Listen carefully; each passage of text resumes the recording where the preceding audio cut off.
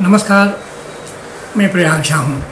आज पुनः एक नया वीडियो लेकर आपकी सेवा में उपस्थित हुआ हूँ। इस वीडियो की कथा वस्तु मुख्य रूप से युवकों के लिए है, उनके लिए ही अधिक उपयोगी है यह कथा वस्तु।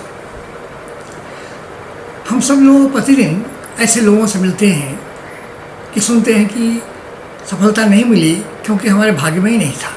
हमने तो बहुत प्रयास किया, व्यापार में क्षति हो गई, नुकसान हो गया, पढ़ाई में अच्छे रिजल्ट नहीं आए, परीक्षा में उत्तीर्ण नहीं हो पाया, अनेक तरह की बातें। और सब जगह अधिकांश लोग ये कहते हैं कि हमारा भाग्य नहीं था साथ, भले ईश्वर ने हमें साथ नहीं दिया, सफलता नहीं मिल पाई, ये कहते हैं सारे लोग। अब प्रश्न ये है कि क्या मनुष्य के हाथ में कुछ भी नहीं है?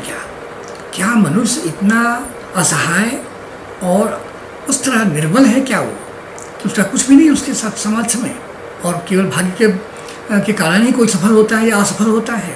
ये समस्या, ये प्रश्न पुराना प्रश्न है और प्रतिदिन ये सब प्रश्न हमारे समाज में लोगों के मन में उठता है और लोग बोलते रहते हैं कि मेरे भाग्य में नहीं था, मैं क्या करूं।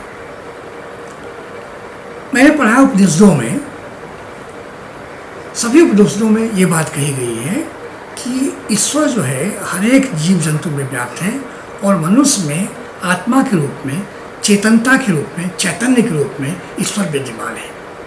यह चैतन्य हमें हर समय बताता रहता है क्या करना, क्या नहीं करना, क्या अच्छा नहीं। दूसरी बात, उपनिषदों का यह भी कहना है कि मनुष्य के पास अपार शक्ति है, असीमित शक्ति है, असीमित संभावनाएं हैं। वो अनेक सफलताएं प्राप्त कर सकता है, बड़ी ऊंचाइयां छू सकता है। जिस क्षेत्र में चाहे वो प्रयास करे, समुचित ढंग से प्रयास करे, अपनी समझे अपने गुण दुर्गुण को और उस पर प्रयास करे तो बड़ी सफलता मिल सकता, प्राप्त कर सकता है। बहुत बड़ा से बड़ा काम वो एक जीवन काल में ही कर सकता है, ऐसा उपनिषदों का कहना है। तो क्या ऋषि मुनियों ने बिना समझे ही कह दिया? ऐसा नहीं हो सकता, क्योंकि ऋषि मुनियों ने जीवन का अनुभव किया था। उन्होंने समाज की ओर देखते हुए, सब कुछ अनुभव करते हुए फिर उपनिषदों का निर्माण किया था। और जगह भी और शास्त्रों में भी इसमें से चर्चा हुई है। महाभारत जो है, ऐसा कहा जाता है कि जो उस ग्रंथ में नहीं है वो कहीं भी नहीं है, और जो कुछ भी आपको प्रश्न है आपके समाज में, उसका उत्तर उस ग्रंथ में है। व्यास जी ने वो भगवान ही थे और उन्होंने उस पुस्तक में सारी समस्याओं की चर्चा की है, अनेक प्रश्नों के जवाब दिए हैं। उसमें यह भी प्रश्न युधिष्ठिर ने उठाया राजा बनने के पश्चात, जब उन्होंने देखा कि चारों तरफ विनाश ही विनाश हुआ है, चारों तरफ सब कुछ ही बर्बाद हो चुका है, तो जब मिलने गए पितामह से, उन्होंने एक दिन पूछा उनसे कि पितामह, ये मनुष्य की शक्ति क्या इतनी कम है? क्या भाग्य ही सबसे प्रबल है? भाग्य सब कुछ होता है? उन्होंने प्रश्न पूछा। पितामह महाप्राज्ञ सर्वशास्त्र विशारद दैवी पुरस्कारे च किंचित् शिष्टं भवेत्। उन्होंने साफ पूछ दिया, स्पष्ट रूप से पूछा कि भाग्य में और पुरुषार्थ में श्रेष्ठ कौन है? मनुष्य पुरुषार्थ करता है, देवता भाग्य दिखता है उसका, उसमें दोनों में श्रेष्ठ कौन है? प्रश्न बड़ा था।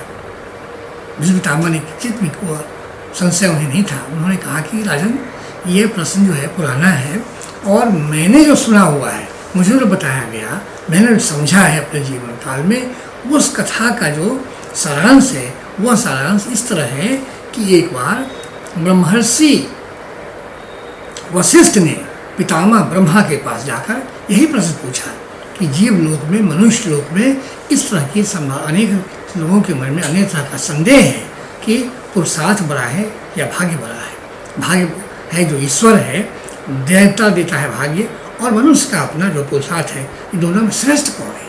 ब्रह्मा जी ने उन्हें बताया कि दोनों में श्रेष्ठ जो है वो पुरुषार्थ है। देवता कुछ नहीं है, देवता आपके कर्मों का फल देता है, लेकिन कर्म करना तो आपके हाथ में है।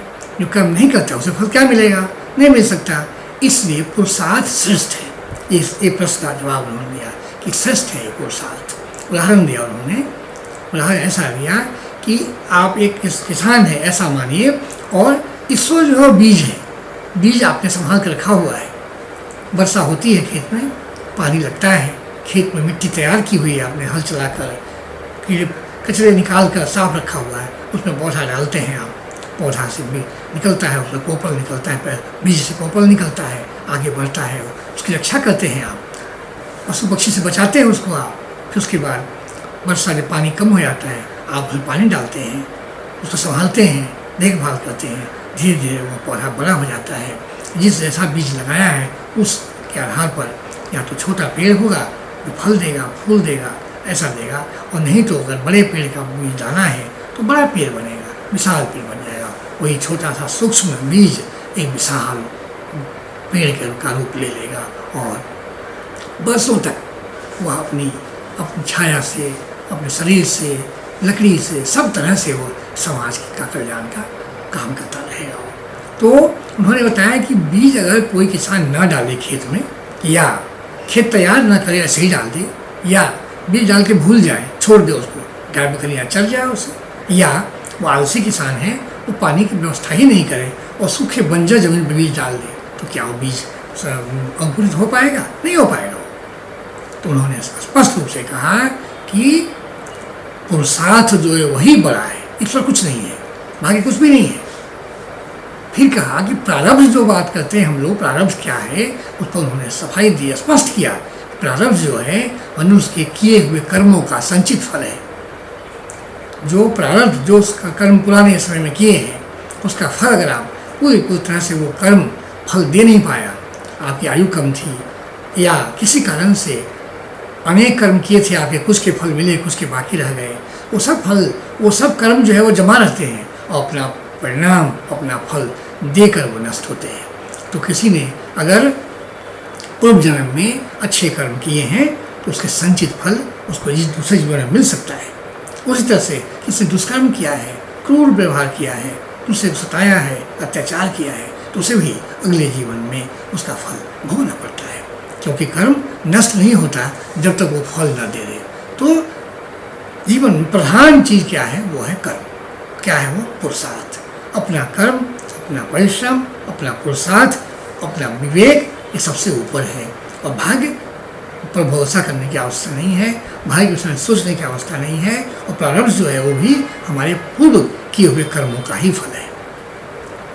आगे इस पर कहा विस्पता ने कि देखो समाज में ध्यान पूर्वक देखो तो ये आत्मा जो हमारे शरीर में जो चेतना है वह हमारा मित्र भी है और वही शत्रु भी है, वही दृष्टा भी है, वही जो है साक्षी है सभी चीज़ों का।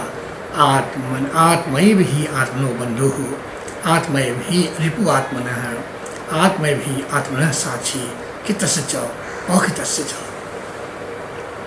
तो आत्मा जो शरीर के भीतर है, चेतनता है, तो ईश्वर का ही अंश है, वह हर व्यक्ति में है और हर व्यक्ति में वो सराहित सजग रहते हुए हमें अपने को हमें सावधान करता रहता है। हर समय वो अपने को अच्छा आइडिया विचार देता रहता है और अगर हम ना करें, उसका विचार ना माने, फिर वो हमारी गलती है, फिर हमारा उसमें आत्मा क्या उसमें है। इसलिए आत्मा जो है वही मित्र है, वही बंधु है, वही शत्रु भी है और वो साक्षी भी है। वो देखता रहता है कि हमें अभी काम करने का समय था, हम सो रहे हैं, या हमें कोई आवश्यक किसी के साथ मिलना था, मीटिंग थी, कोई निर्णय लेना था, हम ले नहीं पा रहे हैं, नहीं ले रहे हैं, टाल रहे हैं उसको हम। ये सब देखता रहता है वो, और बाद में आपको लगता है कि अरे ये गलती हो गई, ये छूट गया, इससे क्षति हो गई, हमें सफलता नहीं मिल पाई, हमारा इससे गलत हो गया। क्या देखिए समाज में ऐसे उदाहरण हैं। अकिंचन व्यक्ति करोड़ों का मालिक बन जाता है, साधारण विद्यार्थी विद्वान बन जाता है, साधारण किसान परिश्रम करके धनवान बन जाता है। अनेक उदाहरण है समाज में। आजकल उदाहरण और अधिक हो गए हैं, क्योंकि अवसर लोगों को मिलता है और अवसर का जो उपयोग करता है वो आगे बढ़ते चला जाता है। सफलता ही कोई सीमा नहीं होती है। तो ये सब जो है ये दिखता है समाज में चारों तरफ। सफलता के उदाहरण, ये सारे उदाहरण जो है पुरुषार्थ के कारण है, भाग्य से नहीं हुए। जिन्होंने परिश्रम किया है, अच्छे कर्म किए हैं, उनको उसका पुरस्कार मिलता है। ये विश्व जो है वह न्यूट्रल होकर, निष्पक्ष होकर पुरस्कार देता ही रहता है। आवश्यकता हमारी है, जो हमारे वश में भी है, कर्तव्य करना, तो पुरुषार्थ करना ये हमारे बस में है। इसलिए मैं ये कहूँगा कि अपना भाग्य लिखना अपने हाथ में है, मनुष्य के हाथ में है। हम अपने भाग्य के मालिक हम स्वयं हैं, स्वामी हम स्वयं हैं। कोई और नहीं लिखता भाग्य मेरा, मेरा भाग्य मेरे द्वारा ही लिखा जाता है। आज के लिए इतना ही। धन्यवाद, नमस्कार।